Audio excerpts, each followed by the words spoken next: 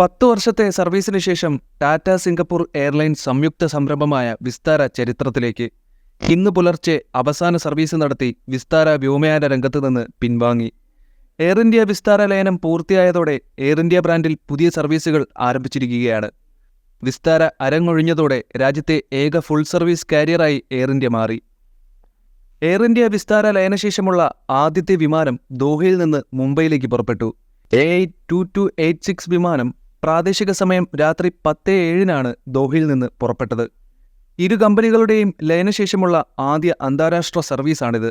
ആദ്യ ആഭ്യന്തര service AI2984 വിമാനം 1:20 മുംബൈയിൽ നിന്ന് ഡൽഹിയിലേക്ക് സർവീസ് നടത്തി. വിസ്താര ഫ്ലൈറ്റ് കോഡ് UK എന്നതിൽ നിന്ന് AI2 എന്നായി മാറി. 2022 നവംബറിലാണ് വിസ്താര എയർലൈൻസ് എയർ ഇന്ത്യയിൽ ലയിക്കുന്നതായുള്ള പ്രഖ്യാപനമുണ്ടായത്. ടാറ്റ ഗ്രൂപ്പിന്റെയും സിംഗപ്പൂർ എയർലൈൻസിന്റെയും സംയുക്ത സംരംഭമാണിത്. ലയനം പൂർത്തിയാകുന്നതോടെ സിംഗപ്പൂർ എയർലൈൻസിന് എയർ ഇന്ത്യയിൽ 25.1% ഓഹരിയുണ്ടാകും.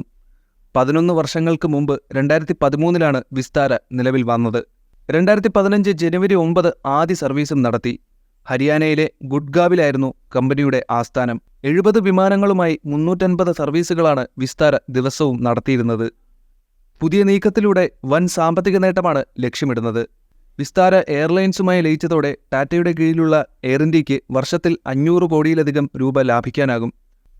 ഓപ്പറേഷൻസ്, ഇന്ധനം, ലോഞ്ചുകൾ, കാറ്ററിംഗ് തുടങ്ങിയവയിലൂടെയാണ് എയർ ഇന്ത്യക്ക് ഇത്രയും തുക ലഭിക്കാനാകുക. എയർ ഇന്ത്യയുടെ വിഹാൻ എ എന്ന 5 വർഷം നീളുന്ന പദ്ധതിയുടെ ഭാഗമായാണ് വിസ്താര എയർ ഇന്ത്യ ലയനം.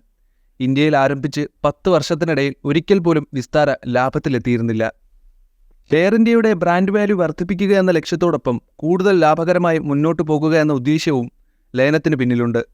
2017 സാമ്പത്തിക വർഷം ആകുമ്പോഴേക്കും 1800 കോടിയുടെ ലാഭമാണ് എയർ ഇന്ത്യ ലക്ഷ്യമിടുന്നത്. ഇതിനു പുറമെ വാർഷിക ലാഭമായ 500 കോടി എയർ ഇന്ത്യക്ക് ഏവിയേഷൻ മേഖലയിൽ വൻ നേട്ടം നൽകും. ചെലവ് ചുരുക്കലിനും കൂടുതൽ കാര്യക്ഷമ പ്രവർത്തനത്തിനും ഇത് സഹായിക്കും. ഏവിയേഷൻ രംഗത്തെ സമ്മർദ്ദങ്ങളെ ചെറുക്കാനും ലയനം സഹായകരമാകും. ഇന്ധനലാഭത്തിനൊപ്പം ആഭ്യന്തര അന്താരാഷ്ട്ര സർവീസുകളിലെ മറ്റുള്ളവരുമായുള്ള മത്സരത്തിലും ലയനം എയർ ഇന്ത്യക്ക് ഗുണം ചെയ്യും. വാർഷിക ചിലവിലെ കുറവും അതിലൂടെ എയർ ഇന്ത്യക്ക് ലഭിക്കുന്ന ലാഭവും ടിക്കറ്റ് നിരക്ക് ഉൾപ്പെടെയുള്ള കാര്യങ്ങളിൽ യാത്രക്കാർക്കും ഗുണകരമാകും.